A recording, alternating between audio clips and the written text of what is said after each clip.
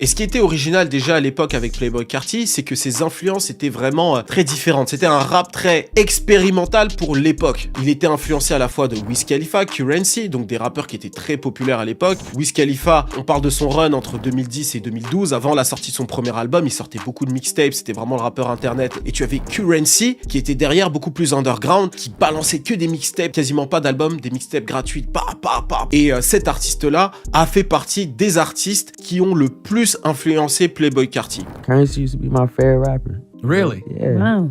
Facts. Et à mon avis, l'une des choses que Playboi Carti a tiré de Curren$y de cette époque-là, c'est que c'est un artiste qui a jamais été extrêmement mainstream, mais c'est un artiste qui avait vraiment une niche qui le suivait absolument partout, qui venait vraiment à tous les concerts, qui soutenait vraiment l'artiste de A à Z. Et à mon avis, Playboi Carti voulait à peu près la même chose pour lui. Donc, on peut vraiment dire que Curren$y l'a influencé dans ce sens-là. Et de l'autre côté, Playboi Carti était aussi influencé par tous les rappeurs internet de cette époque-là, à mon avis. Tout ce qui est Lil B, Gucci Mane, mine de rien, Gucci Mane a eu une deuxième vie en tant qu'artiste avec Internet. Internet a joué un rôle hyper important dans la popularité de l'artiste. Et je pense sincèrement que Playboi Carti s'est inspiré aussi de ça.